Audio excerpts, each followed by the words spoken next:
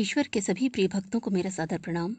Spiritual and inner peace में आप सभी का स्वागत है। आज मैं भगवत भक्ति को बढ़ाने वाली एक और नई कथा लेकर आई हूँ। ये कथा एक वैष्णव भक्त की है कि जब वे यमलोक पहुँचते हैं तो वहाँ का क्या हाल होता है और स्वर्गलोक का क्या हाल होता है। बड़ी ही रोचक कथा है, बड़ा ही आनंद होगा आपको, क्योंकि वे अपने भोलेपन में न जाने कौन कौन से कौतुक करते हैं। तो आइए श्री हरि नारायण का, उनके चतुर्भुज रूप का स्मरण करते हुए, उनके चरणों का स्मरण करते हुए हम उनको वंदन करते हैं, उन्हें प्रणाम करते हैं और इस कथा को आरंभ करते हैं। एक बार की बात है कि जब श्री हरि ने अपने दिव्य पार्षद नंद और सुनंद को, अपने एक प्रिय भक्त को लाने के लिए धरती पर भेजा।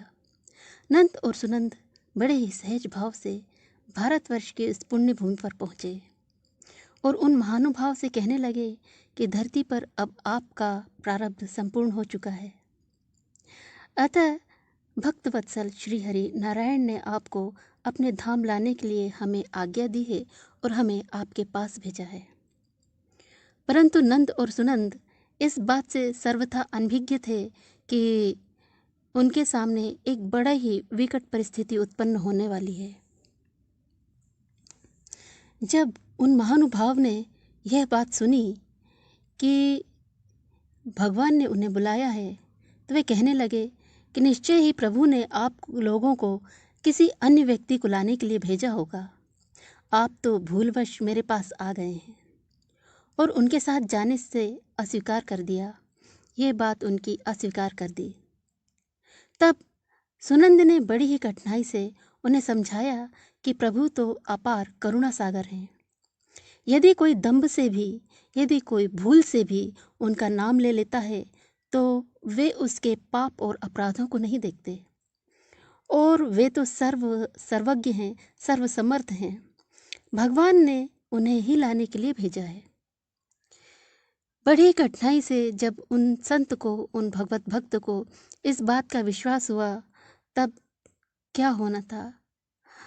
उन भक्त शिरोमणि के नेत्रों से अश्रुधारा बह चली, उनकी हिचकियां बंध गईं। वे कहने लगे कि मैं तो अत्यंत ही नीच हूँ, दिन रात मैंने पाप किए हैं। मेरे जैसा अधम और मेरे जैसा पापी तो नरक में भी ढूंढने से नहीं मिलेगा। मैं अपने स्पर्श से अपने स्वामी के लोक को मलिन कर दूं, ये महान पाप मुझसे नहीं होगा। तब नंद ने एक युक्ति लगाई और कहा कि ठीक है, यदि आप इस लोक पर और अधिक समय तक रहना चाहते हैं तो आप यहाँ रह सकते हैं, इस लोक के सुखों का भोग कर सकते हैं। परंतु हड़बड़ाकर वे भक्तराज बोले कि यदि मेरा प्रारब्ध संपूर्ण हो चुका है तो भला इस धरती पर अब मैं यहाँ रहकर क्या करूँगा। भगवत भक्त को अपने जीवन या शरीर का कोई मोह हो, ऐसा विचार करना भी व्यर्थ होता है। अतः नंद की भी यह युक्ति असफल हो गई। तब दोनों पार्षदों ने कहा कि फिर चलिए अपने परमधाम को चलते हैं। उन्होंने प्रार्थना की। वे केवल प्रार्थना ही कर सकते थे, क्योंकि जिसने त्रिभुवन के स्वामी को अपना बना लिया है उसके साथ बल का प्रयोग भी तो नहीं कर सकते थे।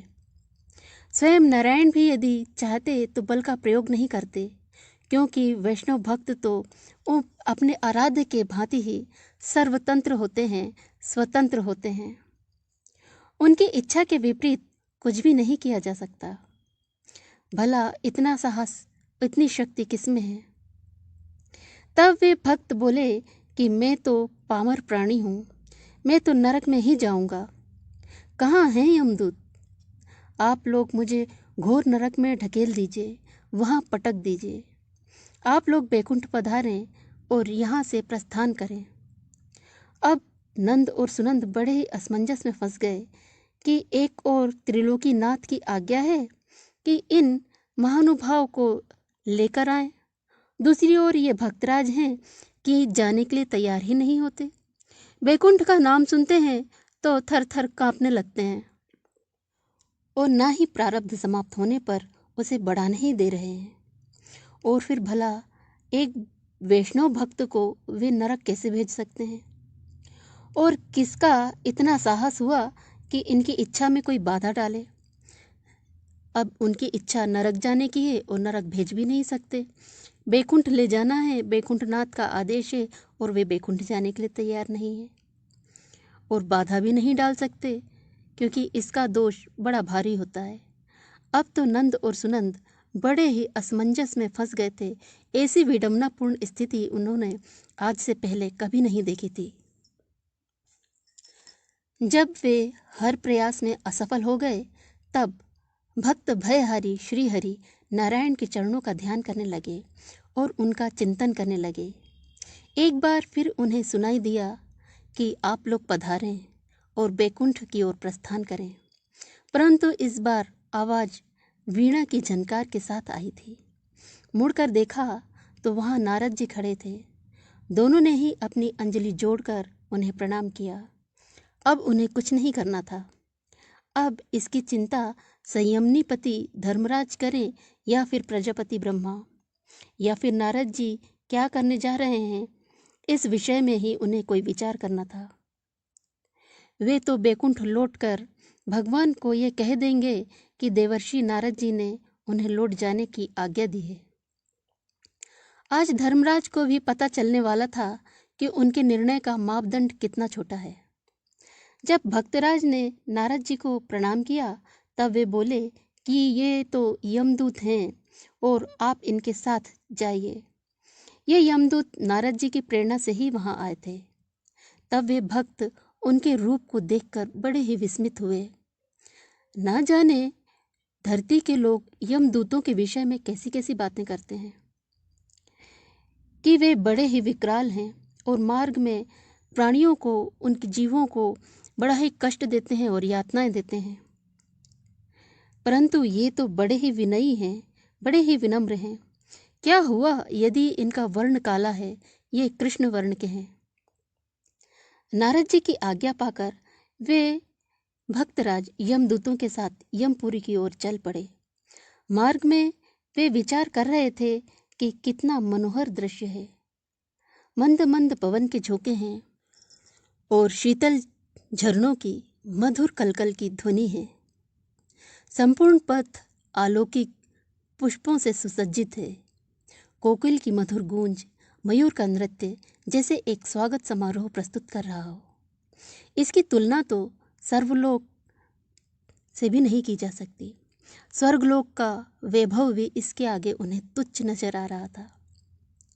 ना तो यहाँ वज्रकंटक ही दिखाई देते हैं, ना ही मरुस्थल है, ना ही कोई हिंसक पशु है। दृष्टिपात करने पर भी दूर दूर तक मार्ग की कोई भी भयंकरता दिखाई नहीं देती।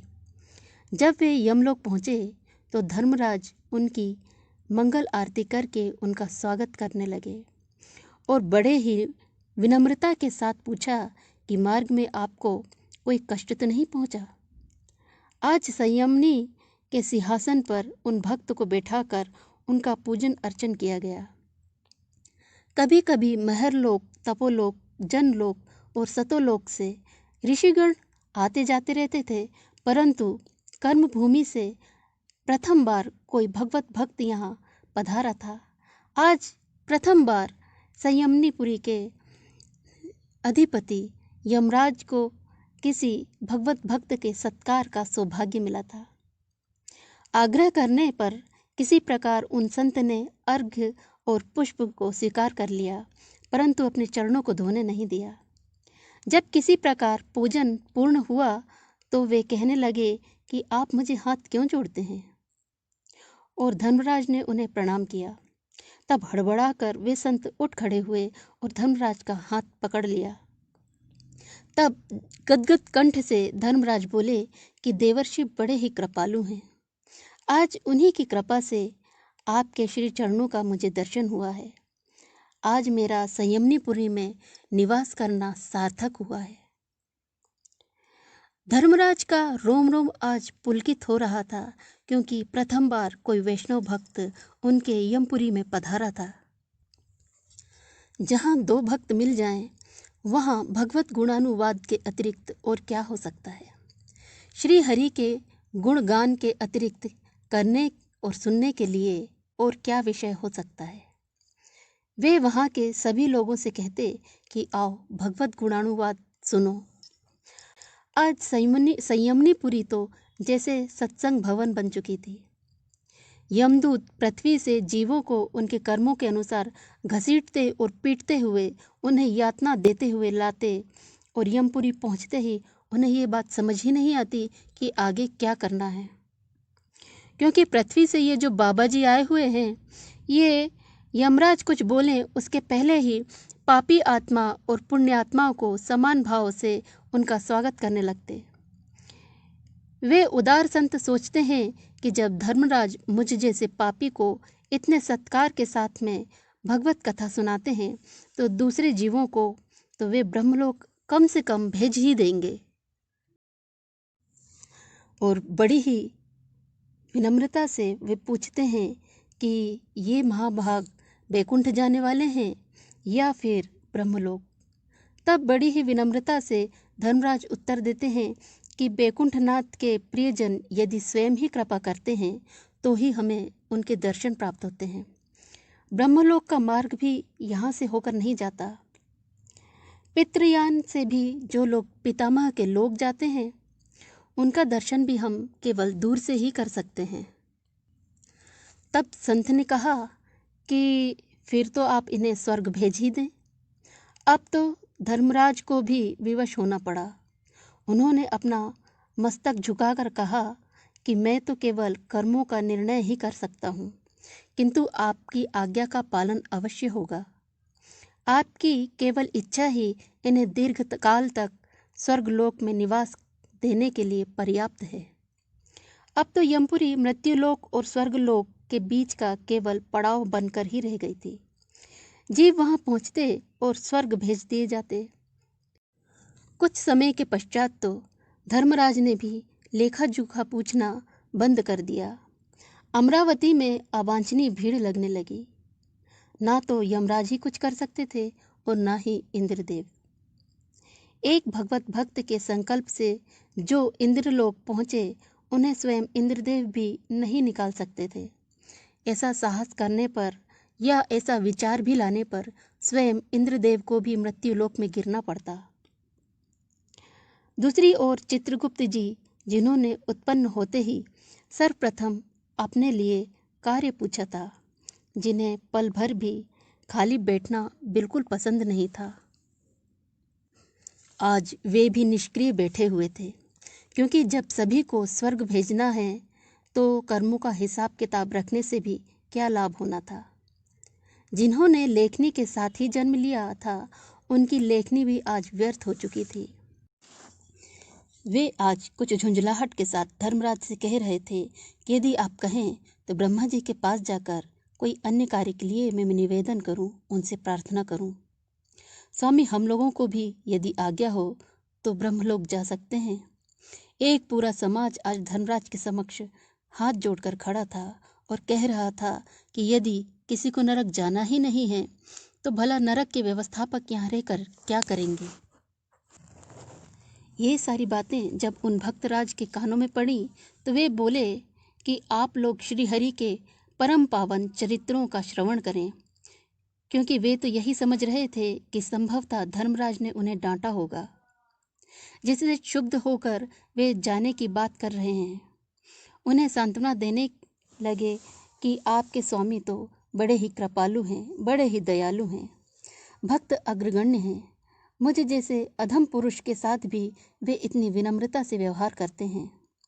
आप लोग तो उनके अपने स्वजन हैं, आप पर वे अवश्य ही कृपा करेंगे। बड़े ही असंतुष्ट स्वर में चित्रगुप्त जी ने कहा कि आपकी कृपा है, हमारे नायक भी हमसे सदैव ही संतुष्ट रहते हैं। और मन ही मन विचार कर रहे थे कि इतने बड़े समाज को प्रेरित करके मैं यहाँ इसलिए थोड़ी ही न लाया हूँ कि बैठकर सत्संग करें। माना कि सत्संग भगवत गुणानुवाद से श्रेष्ठ कर्तव्य अन्य और कोई भी नहीं है, परंतु हर कार्य को करने का अपना एक स्थान होता है। और कहने लगे कि हम काम के बिना नहीं रह सकते। ब्रह्मा जी ने हमारे स्वभाव ही ऐसा बना दिया है कि हम खाली नहीं बैठ सकते। तब वे भक्त कहने लगे कि इसमें दुखी होने वाली तो कोई बात ही नहीं है, काम करना भी तो भगवान की ही सेवा करना है। और उन महापुरुष ने धर्मराज की ओर इस तरह देखा कि जैसे वे उनसे अनुरोध कर रहे हों कि इनको इनके काम से मत निकालिए, इन पर दया कीजिए, इन्हें काम करने दीजिए। तब चित्रगुप्त जी सिर झुकाकर अपनी बात स्पष्ट करते हुए कहते हैं कि मैं कर्मों का विवरण रखता हूँ। ये प्राणियों को दंड देने वाले लोग हैं। जब सभी जीवों को स्वर्ग ही जाना है, तब हम सब यहाँ रहकर क्या करेंगे? नरक तो अब कुछ ही दिनों में खंडहर होने वाला है। तब वे वैष्णव भक्त चौंक कर उठ खड़े हुए और कहने लगे कि नरक? कहाँ है नरक? मैं तो संसार का सबसे बड़ा पापी हूँ, मैं सबसे अधम जीव हूँ। आप मुझे सबसे निकृष्ट नरक में पटकना, वहाँ ढकेल दीजिए। ओह राम राम राम राम, मैं तो यहाँ आकर भूल ही गया था। चलिए मुझे ले चलिए। जिन्हें धरती पर कभी कुटिया और मठिया से कोई मोह नहीं था, भला आज नरक की यात्रा के लिए उन्हें क्या तैयारी करनी थी। वे तो इस तरह उठ खड़े हुए जैसे नरक भी कोई दर्शनीय स्थान हो। आप नरक? चित्रगुप्त जी के मुख से तो पूरे शब्द भी नहीं निकल रहे थे। उन्हें कुछ समझ नहीं आ रहा था कि अब क्या करें। धर्मराज को उलाहना देने में इतनी बड़ी विपत्ति आएगी, इसकी तो उन्होंने कल्पना भी नहीं की थी। और इस बात की तो कल्पना भी करना बड़ा ही दुष्कर था कि यदि ये महाभाग नरक की ओर चल दिए तो नरक का तो उद्धार हो जाएगा या महाप्रलय आ जाएगी। क्योंकि जहाँ भगवत भक्त होते हैं, वे ईश्वर के नाम के बगैर रह नहीं सकते। ईश्वर का नाम लेना, उनका नाम जप करना, संकीर्तन करना, भगवत गुणानुवाद करना, यही तो उनके प्राणाधार होते हैं। और यदि इनका किसी ने संकीर्तन सुन लिया तो वो पाप से मुक्त हो जाएगा। वो जो व्यक्ति पाप से मुक्त हो गया तो पाप करने के पश्चात भी वैकुंठ का अधिकारी हो जाएगा। इस तरह से तो न्याय व्यवस्था पूरी तरह ही चरमरा जाएगी और यमपुरी का कोई महत्व नहीं रह जाएगा और नरकों में प्रलय आ जाएगी। क्योंकि जहाँ नारायण का नाम है, वहाँ नरक की कल्पना भी नहीं की जा सकती। दूसरी ओर ये महापुरुष थे, इस जिद पर अड़े हुए थे कि हमें तो नरक ही जाना है, और कह रहे थे कि आप क्या विचार करते हैं, नरक तो मुझे मेरे पाप के कारण ही जाना चाहिए। कहाँ है नरक का रास्ता? कहाँ से होकर जाते हैं वहाँ? और चित्रगुप्त जी ये विचार कर रहे थे कि कौन समझाए इन महापुरुष को कि प्रभु दया करो, आज यमपुरी को मिटा देने में आपका क्या लाभ होगा। और मन ही मन देवर्षि के ऊपर खींच रहे थे कि ना जाने देवर्षि ने यमपुरी और स्वर्गलोक के साथ में एक कैसा उपहास किया है कि इन महापुरुष को यहाँ छोड़ गए हैं। ये तो इतने भोले हैं कि पाप और पुण्य में अंतर समझते ही नहीं हैं। वे तो केवल अपने प्रभु से प्रेम करना जानते हैं। हर किसी को उनका नाम वो कहना चाहते हैं, उनको बताना चाहते हैं कि इसका क्या महत्व होता है। अब देवर्षि ठहरे सर्वात्मा के मन, वे चित्रगुप्त जी के मन की बात को तुरंत ही समझ गए और वहाँ पहुँच गए। और आते साथ ही उन्होंने ये कहा कि क्या आप सत्संग में चलना पसंद करेंगे? भगवान की कथा वहाँ सदैव ही चलती रहती है। आप चलें तो मार्ग में मुझे भी एक साथ मिल जाएगा। एक संत के लिए इससे शुभ और क्या संवाद हो सकता है। जैसे भूखे को भोजन, प्यासे को पानी, कंगाल को धन मिल जाए तो झपट पड़ता है, वैसे ही वो संत भी उस सत्संग स्थान पर पहुंचने के लिए बड़े ही उत्सुक हो उठे। धर्मराज जी ने और अन्य अनुचरों ने देवर्षि को करबद्ध प्रणाम किया। जब वे पूजन अर्चन के लिए देवर्षि सिंहासन पर बैठ रहे थे, तब चित्रगुप्त जी ने पूछा, अब ये महाभाग किस लोक को पवित्र करने जा रहे हैं?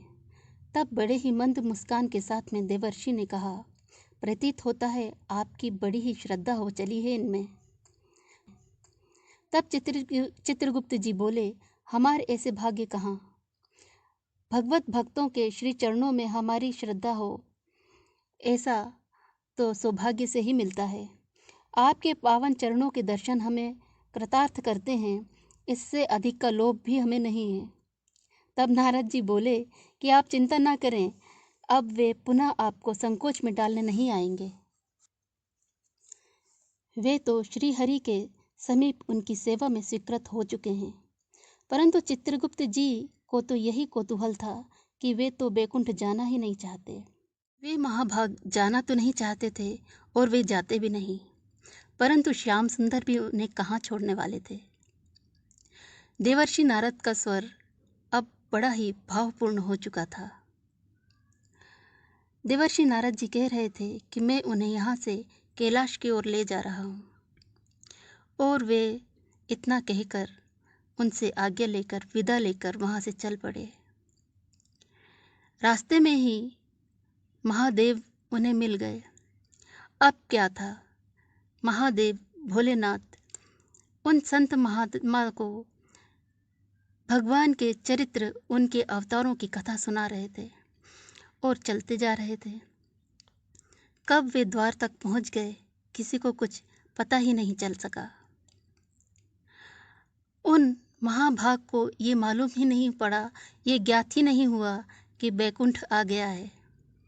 वे तो बस ईश्वर की कृपा और उनकी दया की और उनके लीलाओं का श्रवण कर रहे थे। जब आपका स्वागत है, ये वाणी, मधुर वाणी उनके कानों में पड़ी, देखा तो महादेवी श्री लक्ष्मी देवी उनके सिर पर हाथ रखकर बड़े ही ममता और स्नेह के साथ उनका स्वागत कर रही थी। बाजू में श्री हरि नारायण खड़े हुए थे और नंद सुनंद को देखकर वे महाभाग चौंक पड़े। अरे, मैं यहाँ कहाँ आ गया। आज नंद और सुनंद के मुख पर भी बड़ी ही प्रसन्नता थी, पर वो महाभाग बड़े स्तब्ध थे, जड़वत हो चुके थे। बैकुंठ धाम, मैं यहाँ कैसे पहुँच गया। और जब श्री नारायण ने आगे बढ़कर उन्हें अपने कंठ से लगा लिया, उन्हें अपने हृदय से लगा लिया, तो आप स्वयं ही विचार कर सकते हैं कि उन महात्मा का क्या हाल हुआ होगा। वे तो बस मूर्ति रूप होकर ही खड़े हो गए थे, जड़वत हो चुके थे। उनके सोचने और समझने की शक्ति भी इसके आगे समाप्त हो चुकी थी। बस आनंद था, आनंद के अश्रु थे, समर्पण था। पापी हूँ या पुण्यात्मा, ये भाव भी उनके अंदर से अब जाता रहा। नारायण के हृदय से लगने के बाद प्राणी का क्या होता है, इसकी कल्पना आप स्वयं करें। इसे शब्दों में बखान करना आसान नहीं है। तो जब कोई व्यक्ति, जब कोई प्राणी, कोई जीव बैकुंठ पहुंच जाता है, तो वहाँ से वो वापस नहीं आता, क्योंकि उसे इतना होश ही नहीं होता कि वहाँ से उस स्थान को छोड़कर कहीं और भी जाना है। तो ये थी एक वैष्णव भक्त की कथा। आपको कैसी लगी कमेंट करके हमें अवश्य बताएं। और यदि आपकी भगवत भक्ति में जरा भी श्रद्धा है, तो एक बार कमेंट में नारायण के नाम का, या फिर आप जिस भी ईश्वर को मानते हैं उसके नाम का जय घोष अवश्य करें। यदि आपको पसंद आती है तो लोगों के साथ में शेयर भी करें और मेरे इस चैनल को सब्सक्राइब भी करें। यदि मुझसे कहीं कोई भूल या कोई चूक हुई हो, या आपको किसी भी तरह की कोई असुविधा पहुंची हो, तो उसके लिए मैं करबद्ध आपसे क्षमा प्रार्थी हूँ। तो आज के लिए केवल इतना ही। जाते जाते एक बार फिर भाव से बोलें, श्रद्धा से बोलें, जैसे भी बोलें प्रेम से बोलें। हरे कृष्ण कृष्ण कृष्ण हरे हरे, हरे राम राम राम हरे हरे। जय श्री कृष्ण, जय श्री राधे। नमस्कार।